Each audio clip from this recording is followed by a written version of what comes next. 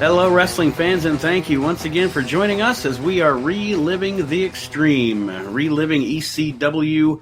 Nate Maxson here with you, along with, of course, my brother Aaron. Hello. And ECW's own Chad Austin. Hello, my friends. Hello, and you sir. are our friends. Yes, you are. We appreciate all of our listeners and support.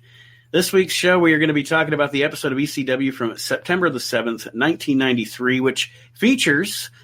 I just have here, it features the end of the worst tag team tournament I've ever seen in my life. It features Doug Gilbert in his favorite costume from Spirit Halloween. And it also features one of the most intentionally hilarious promos I've ever seen in my life. So we will get to all of those points as we roll on here through Reliving the Extreme.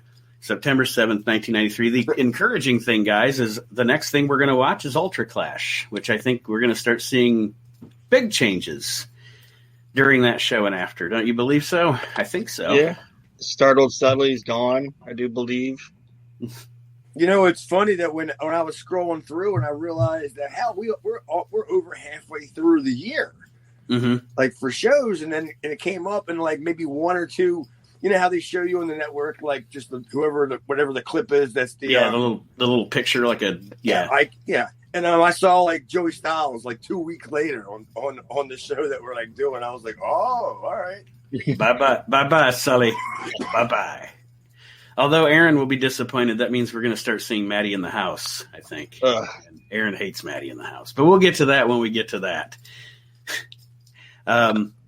We start the show this week with Sully and Gilbert thinking they're on primetime wrestling again in the opening segment. Aaron? My notes are like, oh, shit. Oh, great. Jay Sully in the studio again with Eddie Gilbert and a little Freddy Krueger. It's just like... And whatever Jay Sully was selling for. Like, he was, like, moving his head like he's scared of it. Yeah. It's a little keychain thing. It's got a pink slip on it. Good God. Not good. The Eddie Gilbert, Sully in the studio, shit has jumped the shark. It needs to go away. I don't know if it ever saw the shark, but yeah, you're right. It's definitely jumped the shark. Eddie goes on a tangent about possibly, I don't understand his joke. I didn't get his joke. Did anybody get his joke about leaving? And then was there another TV show on before this? It was about Letterman. He was just stealing Letterman's gimmick. I think that's when Letterman was jumping to CBS. Is that why you mentioned? I think he mentioned Letterman or something. Yeah, this was when it was supposed to be Letterman taking over the Tonight Show, but Jay took it instead, I believe. Okay, I guess I didn't follow. Yeah, I was like, I don't know why that's funny. I felt kind of stupid. Like, I don't know why that's funny. Yeah, Eddie's not good in these, and like too many of these skits. No, I'm not a big fan of this Eddie as like the goofy, silly Eddie. It's like bad WWE comedy, is what these segments are. They really are. I didn't have any idea what he was talking about with the jumping thing, and all I could think was maybe there was a dirt sheet rumor or something, but it was supposed to be an inside thing, and I'm like, yeah, I didn't get it. Like $400 million. Todd's paying you like $1,750 some dollars a month or a week or whatever. Right. It's almost down to I forgot where I read this about how Eddie broke his pay down to like almost the exact dollar of what he spends in a month. How much he needed to live there. He was actually giving Todd a deal. I think. Right. Yeah, giving him they're giving him a discount on the talent there. They did the Burger King crown gimmick here, which... I hate that gimmick. Yeah, so stupid. Well, who do you expect to do it? I mean, the only other dumb guy on the show that could have done it would be Hunter Q. Robbins, the third. The third. And now we go to what I laughed my ass off during this promo. It's Paulie with Twisted Steel and Sex Appeal, Mr. Renesto and Mr. Allen, and...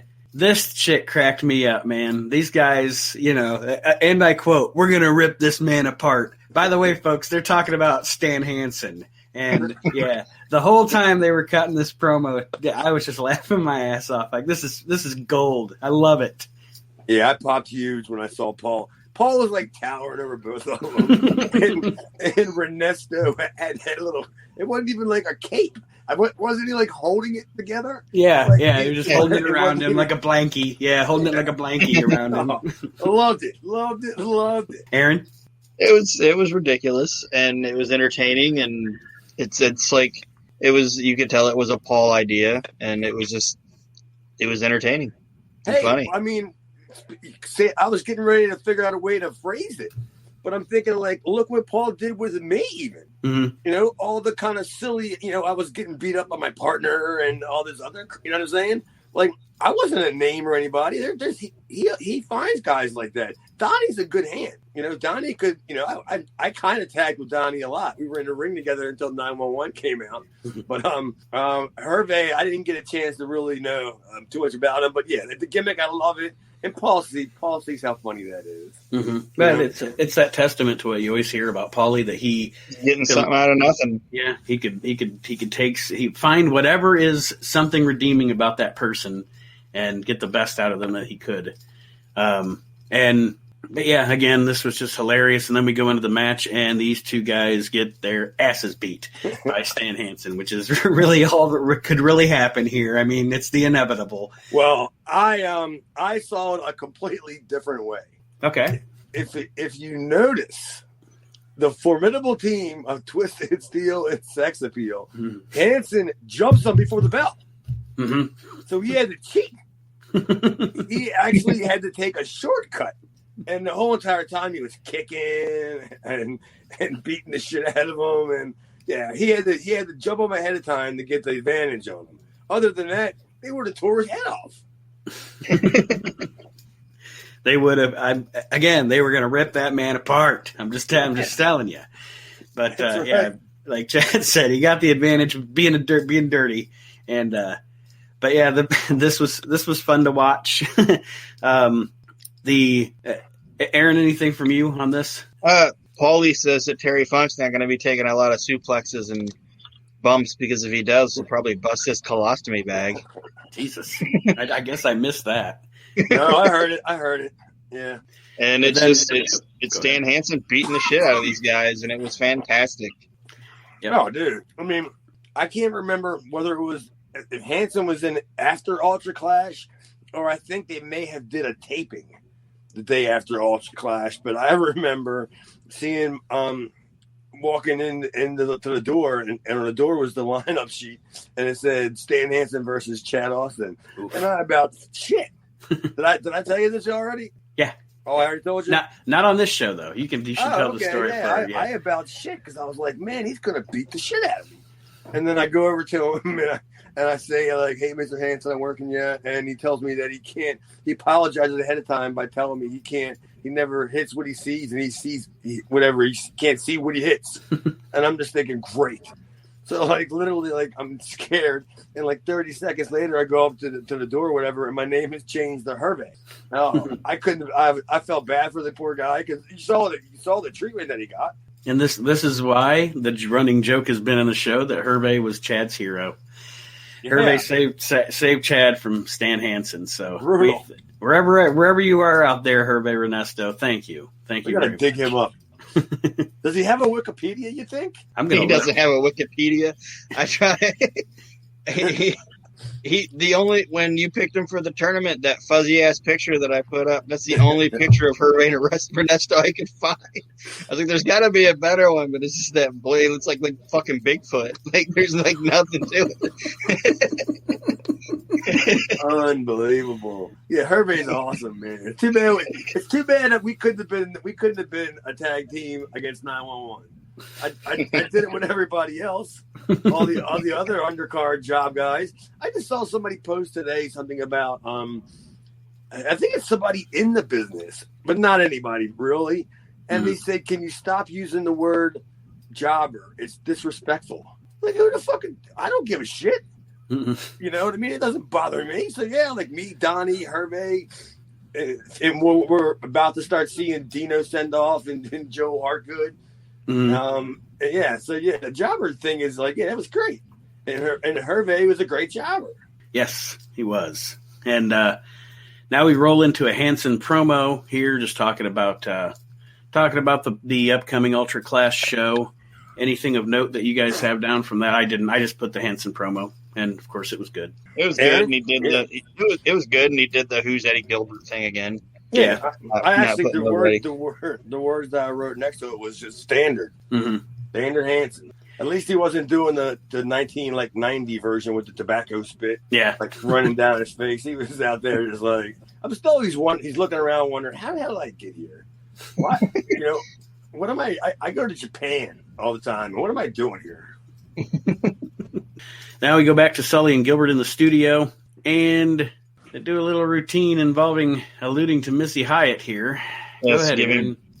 They do a little bit about Missy Hyatt giving birth to a dog named Scooter. Yes. So. Oh, that's who the see, I didn't even catch that. Yeah, he said that. What was that? He just said that he didn't have John Gillum or what? Oh, he had John Gillum, but he had Gillum bring in a dog. I saw that.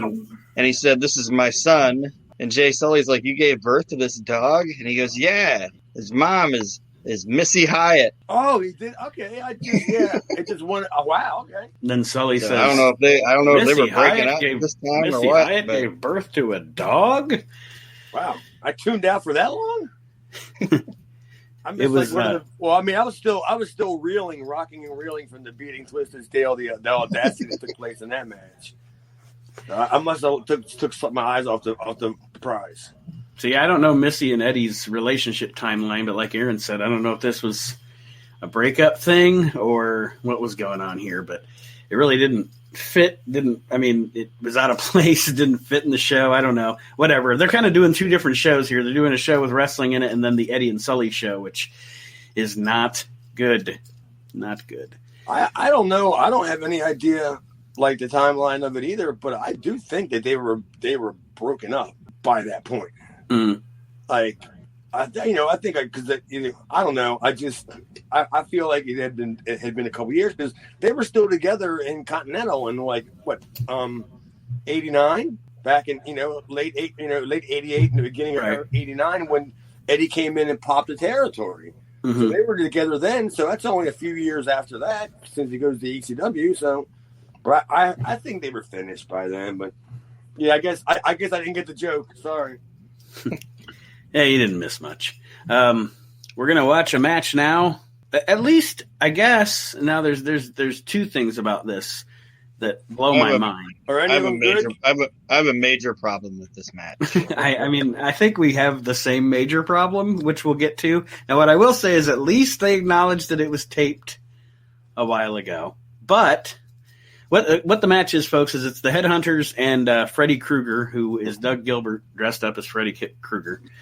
And they're taking on the Super Destroyers, who we watched break up last week, and Sal Balomo. So the match isn't good.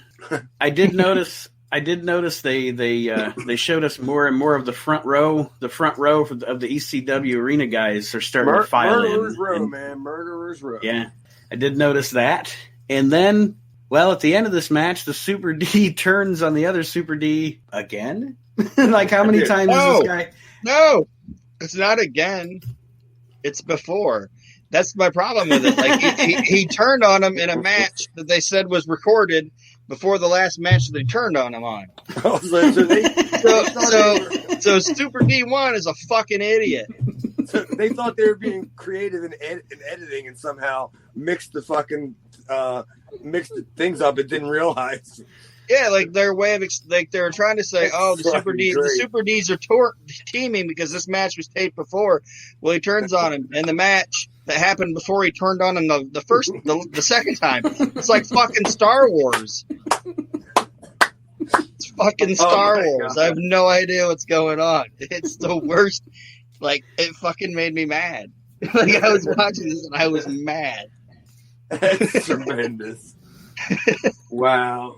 I didn't even think twice about it because I kind of figured it was either a recap or I just figured it was something. They were just replaying it. I didn't even think that wasn't that later on he did it again. Yeah, it's two completely different matches where this guy got turned on by his partner. What fools they got over there. Holy mackerel. Oh, the power that Hunter Q. Robbins III wields. Yes. My goodness. But yeah, so we had the same problem there, Aaron. I was like, what? Why am I watching this guy turn on this guy a second time in a completely different match? The first time. It wasn't even the second time. Now you're saying it wrong. Oh, that's awesome. Fuck, Eddie. Oh, my God. Well, I think he's only a couple weeks away from being pretty much done. I mean, so maybe fuck this, man. Just fuck it, whatever. We're going to do a Missy Hyatt dog joke. I got a Burger King crown. Oh, my God. That's fucking tremendous. I can't believe that I didn't even think about that. And then we go to, after this debacle, we head into the ring. Todd Gordon and Sal Balomo are in the ring. Balomo's throwing out stuffed animals to the kids. They're throwing them back. And Sensational Sherry comes to the ring. And, I mean, she cuts your standard, come join us on the 18th for our little show here at the ECW Arena promo. Great as usual. Yes, absolutely. And, she's, of course, Paulie calls her and Sal the Beauty and the Beast, of course. And then out comes Hunter Q. Robbins III. Low rent slick, kind of. I don't even know what to call this guy, but a low rent slick mixed with. He's like a low rent slick doing a. I don't even know. Like I don't know who he's trying to be, but he is. Like if a low rent slick and a regular Harvey Whippleman had a baby.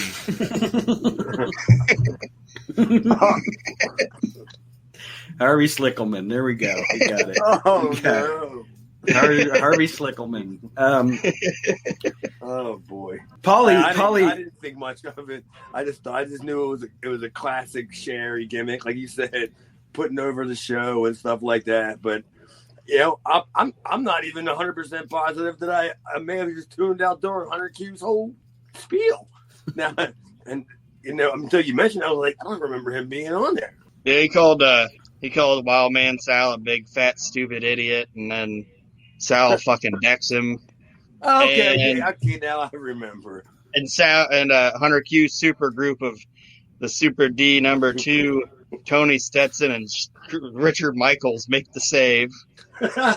Super group. Like, Jesus Christ. What a stable. It is a good thing that all of this is coming to an end because this is the plateau here. This is like if it would have continued the way it did, this company might have gone under. I'm just saying, might have gone under. Yeah. So yeah, like Aaron said, Tony Stetson, Chris Michaels, and Super D number 2 come out and beat down Sal. They do the little trip job on Sherry and push her down. Michaels pushes her down. And the Sandman, Super D number 1, and JT Smith come out to make the save. So what a cast of characters we got here in this segment. Yeah. It was pretty much, I'm starting to think it's everybody's swan song. Yeah, that's kind of what this is. Like Sandman and JT, they're going to be okay. They're going to be around a lot longer, but the rest of these guys... They do announce that they're going to have what is it? There's a cryon for a match with Balomo and Chris Michaels at Ultra Clash in a strap match or a lashings match or whatever. Yeah, 10 lashes, man. That's a go-to Memphis staple, right? Mm-hmm. I don't know. When we watch the show next week, I guess we'll find out if it actually happened or not. But I don't recall ever being. I mean, I'm sure it would have had to happen for sure. But I'm thinking like I can't occur a time where I actually paid money to go into a show, and then in one of the matches was Sir Christopher Michaels, so he has to be gone pretty quickly, like after this, because we're only like a few shows away from probably when I start. Right. I mean, we're just. I mean, I think the show after Ultra Clash, we're probably going to start seeing Public Enemy, maybe Ian and Axel. Even well, you see Ian. Mm-hmm. Axel comes in. If I'm not mistaken, I believe their bad breed, I think, is when they changed some sort of production thing where it went from that look to where it was much more colored and like it had a different look to it, like lighting and all to it. Mm-hmm. It wasn't. It was a different ring too. I'm pretty sure. So that's pretty much when you. Well, I mean, when you see me, then you're going to see Axel, because that's my first match that was against Bad Breed. Okay. I lost my place on my notes. Oh, now we have a Paulie Dangerously and Dark. We're just clipping along through this show, folks. But we have a Paulie and a Dark Patriot promo. I know the gimmick's almost gone. It's almost out of here anyway. It doesn't matter, but maybe a gimmick that shouldn't talk. Yeah, why is the mysterious? And why is the mysterious Dark Patriot saying, "Daddy"? Yeah, I'm gonna get you, Daddy. I'm gonna take you down, Daddy. I wonder if Doug got like Todd to like pay him like double for playing Freddy Krueger, for doing 2 shitty gimmicks. Look, I'll let you have my Freddy Krueger on the show, but I don't remember Doug ever talking when he was in Global, right? Do you? No. That character never talked. I know that there was a time where he didn't talk. I didn't know if that changed, but yeah, he didn't need to talk, and he especially didn't need to say "Daddy." I mean, he's the Dark Patriot. How ominous, Daddy. How ominous. Right? I'm scared to death. Daddy. Yeah, who the fuck says that? Other than Bill Dundee, yeah. Well, I think that's a common thing in like Australia or something, even though he's been here since like the late 60s. Right. Some things never die. Some things never change. Up next, we actually had a pretty decent... I like this match. The match was decent. It was JT Smith, and I don't know a lot about Mr. Matagi from Wing, but apparently he was their junior heavyweight champion, and he has this match. Daniel. What's that? Did he train Daniel? That's Miyagi, not Matagi. Oh, that's funny because he did have the name Mr. Yeah, Mr. Matagi. Yeah, because I was like, well, it's hilarious. I believe his name is Masayoshi, and obviously they're not going to put that on there. Right. And I was thinking, like, well, why are all the Japanese wrestlers got to be called Mister? Mister. Yeah. Like, all of them. They go back in time. Is it too much of a trouble for somebody to learn how to pronounce a guy's name? Mr. Fuji, Mr. Saito. All of them. Yeah. Well, except Tor Kamada. Mm-hmm. And Pak Song, but they weren't even like Japanese. Yeah, Pak Song was Vietnam, right? I think. Korean, I think. Korean. Okay. Same with what's his face? The one that did the jobs in the WWF in the TNT era. Tiger Chung Lee? Yes, Tiger Chung Lee, Mr. Korean. Well, don't you ever seen his stuff in Wing? I think so. Maybe, yeah. I think so. Maybe back at the time. I think he just wrestled recently. I saw like something where he wrestled recently, and I don't know, some shit show in Japan. But yeah, Kim Duck. This match was decent, for what it was. Lots of submission holds, but it was. I thought it was a decent wrestling match. What do you guys think? Oh, I was scared to death for this match, honestly, because I'm thinking this is a great opportunity for Jazzy, as we call him now, as for Jazzy to work with somebody from Japan, where you're really not going to call the whole entire. You're not going to lay the match out, right, and go over spots, and I think that was a great opportunity for JT in that match. But my only concern was. I wrote next to it. What is JT going to botch? Mm-hmm. Like, when is he going to? And believe me, he didn't let me down. He did there was a couple of doozies in there. But yeah, I mean, I was like, I hope it worked. It worked out for him apparently because Jazzy. I'm sorry, he stuck around, until he left. Mm-hmm. Like he didn't get fired. He quit. The match itself, like I said, lots of submission holds, and there was really cool. You know why there was a lot of submission holds, right? Because I do not for the communication gap. Mm-hmm. Because they couldn't call spots, so they only had. I bet you they only had a couple of like 2 or 3 things, probably that they were going to do, and the rest was like, I can't talk to you. You don't understand, what I'm saying. So. That's the best thing to do is keep it close. Just a bunch of rest holds and submission holds and Yep, keep it close, man. Work to them 3 spots that you remembered. Mm-hmm. And then one time JT does leave his feet, he fucks up that flying clothesline. And there's a spot where he tries to hit it. It's just like, it's fucking mad. Like, the commentators don't even say anything about it. And then they don't even try. What was the spot where he somehow fucked up that DDT out of the corner, and then Jay Sully says, "Oh, like a DDT by like JT Smith," and he's the one selling. So he had to have fucked that up because he's the one that's selling, and I think he was supposed to be doing the move. But the other guy just popped right back up, and Jay Sully called it that JT did it. Like he fell on him. Like they were coming out of the corner. And he just kind of like overhooks him by his head. And I think somehow like JT kind of pushed him back or something.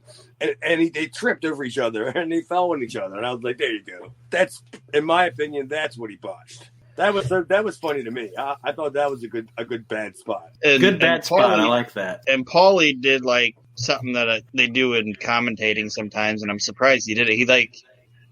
He foreshadowed the result when he started talking about, there's only a 10-minute time limit in this thing, and if JT wants to make it last, he might not be able to win, but if he can last, at least he won't get a loss on TV. Man. And then there you go.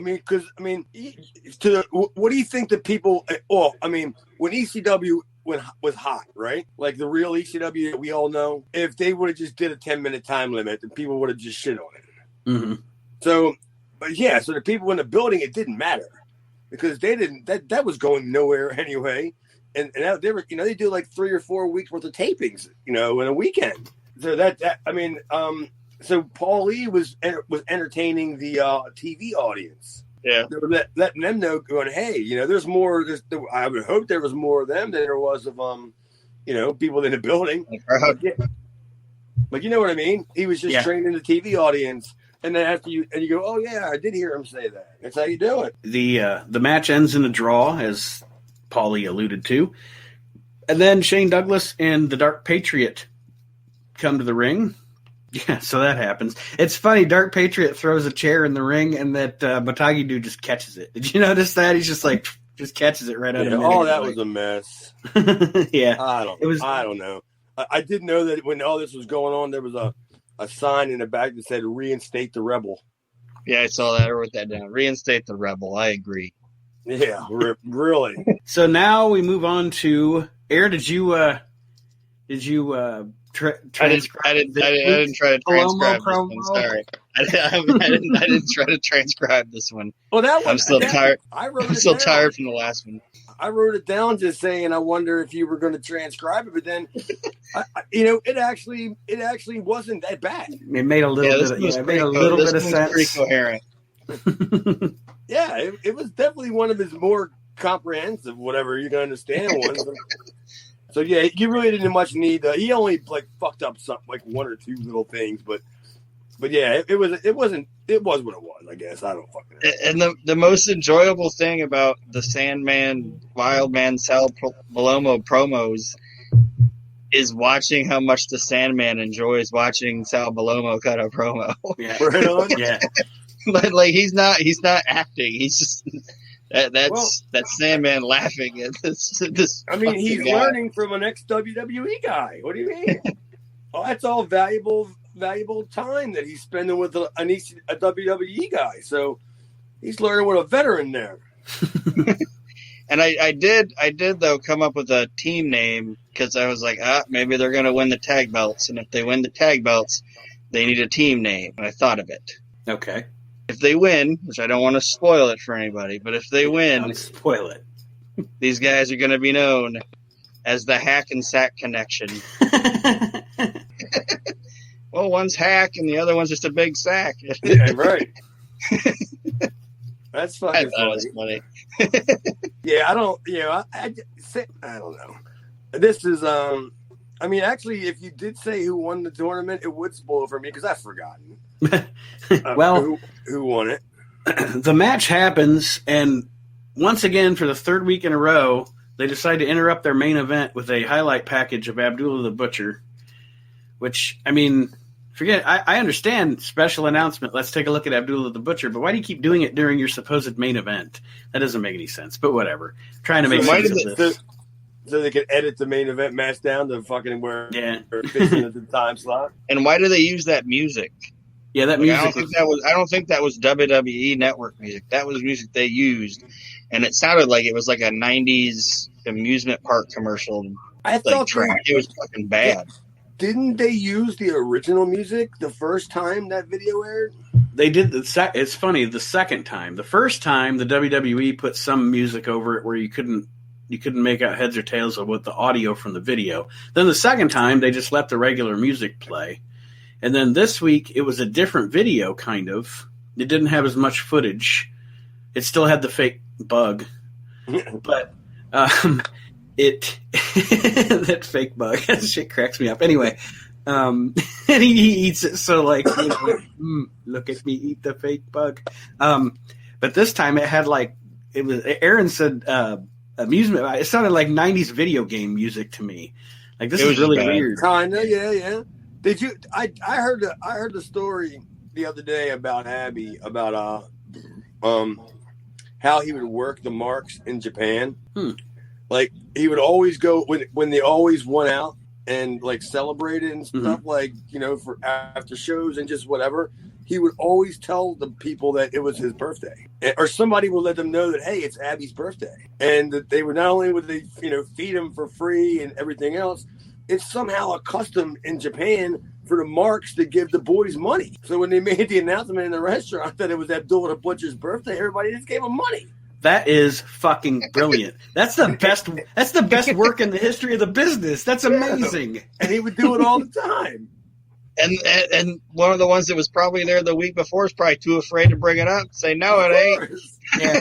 That guy will fork me. Happy birthday. That is brilliant, isn't it? It is. It's fucking brilliant. Like Don Callis just told that story on Busted Open the other day. I love that. I try to tell people it's my birthday, and they're like, "Get back to fucking work." Who gives a shit? Who gives a shit if it's your birthday? Right on, man.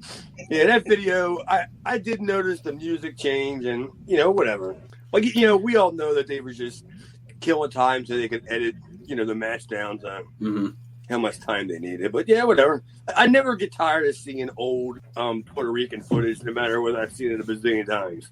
It's always kind of like new. It's kind of new to me all the time. Yeah, it's just like so cool. And like, man, I missed that I wasn't around or didn't know about it until later on. You know, because I would have loved it to see what it was like in like the early '80s, like TV. Puerto Rico is like even more foreign than watching like Japanese stuff to me. Oh, I love it because it's bloody. Yeah. But the TVs that I had found on like YouTube, they're basically just not even squashes. They're better than squashes. The matches are like if SG Jones was in every match.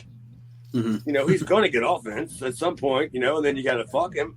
But I was expecting to see Abdullah run out like every week, you know, and murder somebody on TV. And then all the blood that you get in all the big shows, I was expecting none of it was on TV.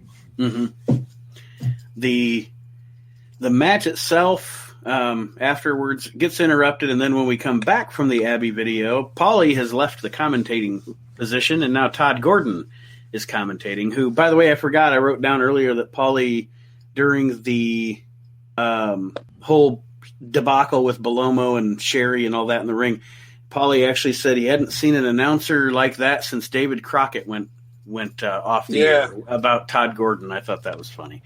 But just the mention of David Crockett alone was funny. Yeah. The match apparently itself, apparently during the Abby break, Sherry Martel came out and ran Freddie Gilbert off again. They brought that up. Yeah, didn't he even turn like earlier? Like a week before or something? Didn't he get beat up like last week or the week before? Morocco beat him up, but now he's just back out there with him again.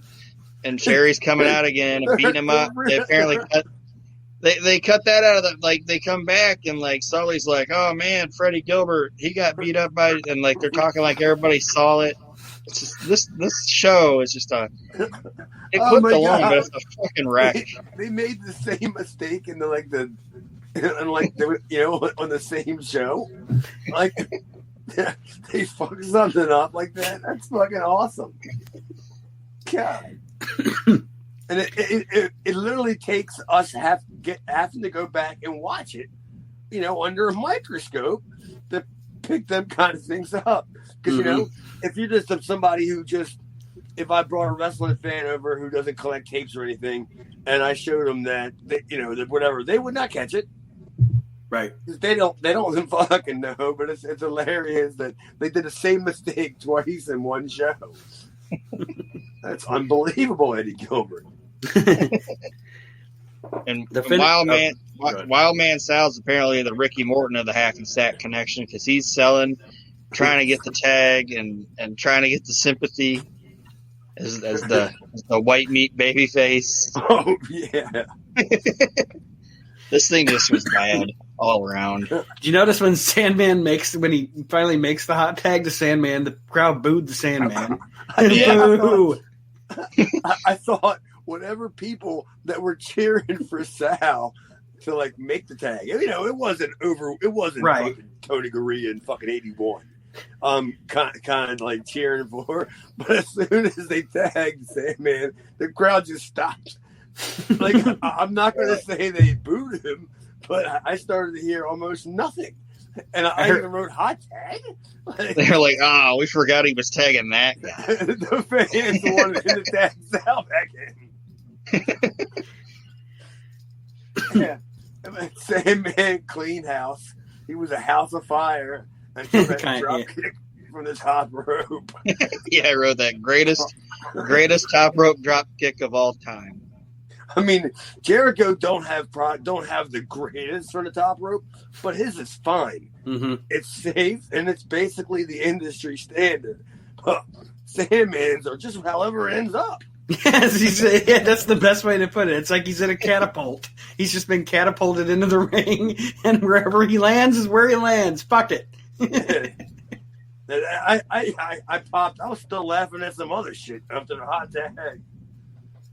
Knowing that we have to come on the show and talk about it, so we're gonna watch it that close, and then you just hear the crowd just die down. Nobody cared. And there's I don't know if you guys noticed this, but there's 3 or 4 times where Doug is just no selling for these guys. Sal kicks him with something and he doesn't sell it, and then Sandman's doing his big comeback and he hits him, and he doesn't even bump or anything. He just gets punched and then just walks out of the ring. I think Doug was just I'm done with this. This is it. I'm done with this. More than likely, that is the case. That's true. Yeah. They do the phone spot at the end with Paulie's phone, which is always a great spot, by the way. Yeah. For some reason, Paulie buys the cheapest cordless phones, but they make the best sound and they're heavy. Well, they actually break. Mm-hmm. I mean, a lot of times they do. Eddie Gilbert and Dark Patriot are our new ECW Tag Team Champions, and I'm assuming those titles will be vacant. Yeah. We did this whole tournament for these guys to leave the promotion and the titles to be vacant again, but that's a whole nother topic. Hey, you're the one that said it, Nate. It's the worst tag team tournament. So isn't that ironic? Watch this whole goddamn thing, and it didn't matter a bit. All right, so that being said, the show overall, what do we think here as we are kind of, and then we'll reflect on the past few months of the show that we've done of the Eddie Gilbert regime, because it really is, I think, over at this point. If it's not, dude, I mean, it needs to see a doctor. at least, because there's something going. He's on life support. This promotion has been interesting to watch so far, and I know a lot of people that have listened along with the show so far. Some of the people maybe that I talked to through Facebook Messenger or friends that have listened to the show or what have you, I know that a lot of what we've done so far has seemed kind of comedic, but what we've watched has been kind of comedic.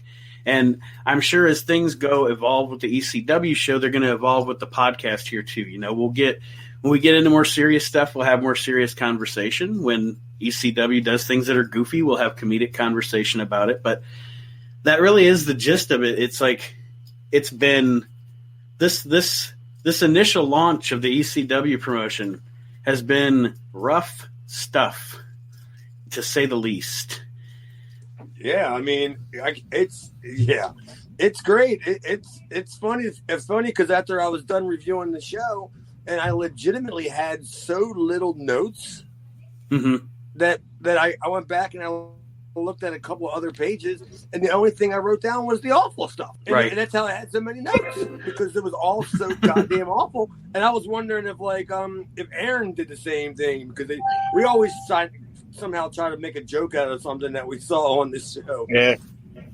But I didn't have a lot of terrible stuff written down. Like, I really didn't have much. The only thing I had was a sign about Rebel, I guess. Jesus. Yeah, this was kind of a letdown of a show, in my opinion. I mean, JT Smith and Mr. Miyagi was fine, and the Super D's fucking alternate universe turn and return and what it's like if like David Lynch booked something. I mean, it was okay. It was ridiculous. The show was ridiculous, this episode. And I am pretty sure, and I'm going to look here when I look at the, because I'll run down. Yes. Okay, so in the meantime, between this show and Ultra Clash, just so everybody knows, Shane Douglas becomes the ECW champion. He doesn't actually beat Tito for it, though. It's a phantom title change. Because probably Rio de Janeiro, I'm assuming, is where the match takes place. But apparently, from what I read, I think it was in the Torch that I was looking at from this time. Tito just quit. Yeah, he just didn't want to work. Yeah, I'm done. So they said fuck it and did a phantom title change. So by the time we come to Ultra Clashes, we're going to watch that next week. Shane Douglas is, for the first time, the ECW champion. Which, do we want to go down the card? Yeah, I'm gonna.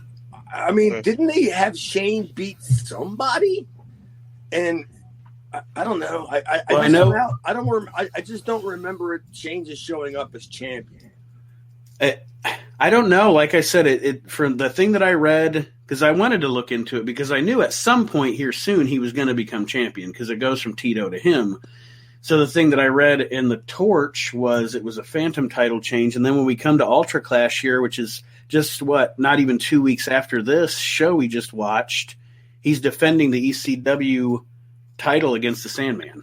Oh. And there was no explanation given, right? No, unless they may explain it in commentary during Ultra Clash. We might see that, but yeah, I didn't see or hear. I didn't hear him even mention Tito at all on this show we just watched. You know, that's hilarious, because if somebody would you know how we all claim to be like wrestling like nerds and shit.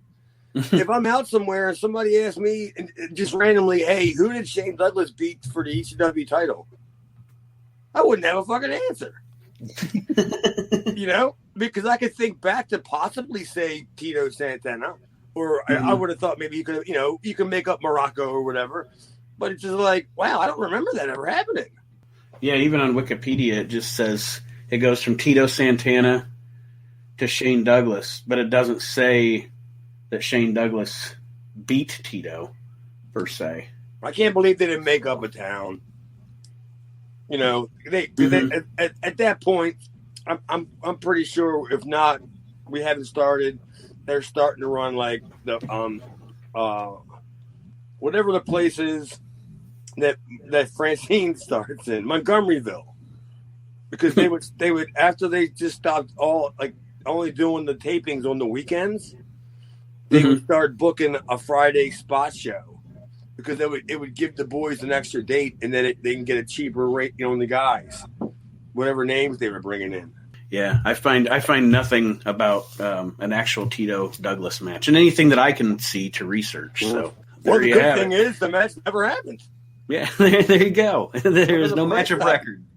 Shane Douglas is just the champ. If anybody has different information than I do and wants to let me know and tell me I'm fucking wrong, I'm more than happy to be told when I'm wrong. So let me know. But I find no match of record between Tito and Shane for the ECW championship. So Shane is just champ. There you go. Rio de Janeiro. That's what we're going to call it. The Rio de Janeiro ECW title change. Yeah. I mean, clearly that was just over money, right? Mm-hmm. Yeah. Tito was just like, what the fuck is this? Is this around the time when did that AWF or whatever it was start that he? That was like 95, I think. Oh, okay. So, yeah, that doesn't fit the timeline either. It could have been, there could have been some stuff already in the works about this time. Mm-hmm. There could have been some contacts made. I'd love it when I hear the stories about the boys getting called by some big money mark kind of thing. It's the best. Yeah, it was like 94, 95, because if you remember, they had Nails in there, and they were like talking about how he's the most controversial man in wrestling because he beat up Vince McMahon or whatever. So to close the show, what I will do is let everybody know we're not going to watch the September 14th, 93 edition of ECW because like I said last week, it's essentially just, it literally looks like to me it's all recap stuff. So we aren't going to watch that. There's no point in watching that. We will move on to Ultra Clash. And let me tell you, here are the matches we are going to see at Ultra Clash 1993. It sounds like a pay-per-view. Public Enemy, here they are. Public Enemy versus Jason Knight and Ian Rotten. We are going to see Tony Stetson versus Tommy Cairo for that ever so coveted ECW Pennsylvania Championship. We're finally going to get the big payoff after 2 turns. Super Destroyer versus Super Destroyer. 1 versus 2 in the ECW arena. It's going to be like if Super Destroyer 2 loses, the guy that got turned on twice, that they got to team up again so he can get turned on again. that should have been the stipulation. That's fantastic. Dark Patriot versus JT Smith in the scaffold match. Abdullah and not Eddie Gilbert, Kevin Sullivan against Terry Funk and Stan Hansen. It's surprising to me that Eddie's not on the card, but Doug is. But anyway, the Intergender Battle Royal. And yes, it's there. Sal Balomo versus Chris Michaels. The loser gets 10 lashes. Yeah. Sandman and Shane Douglas for the ECW Championship. And then on the network, this match has to be out of order. There's no way they ended with the Headhunters versus, it looks like Miguel Perez and probably Hugh Morris. It says Crash. I assume that's Crash. Yeah, I assume so. Oh, so they didn't even keep Matsunaga. He didn't even stay long enough for that show. No, Matsumunga said Cowabunga. He was out of there. But yes, I can't see. It doesn't say Crash the Terminator or anything, but I assume Crash. It's Crash the Terminator. It was Bill. It was Bill because he worked for Wing. Mm-hmm. Yeah, he was over there. So that's how Sullivan met him, and that's how he got booked into WCW was through Kevin Sullivan. So yeah, exactly. That's what he was already, since all the guys were already here. That's essentially they're off tour. So DeMont's home. Mm-hmm. So he ain't doing anything. So sure, he's got a name if you watch Wing, because he wasn't a job guy there by no means. He was a featured guy.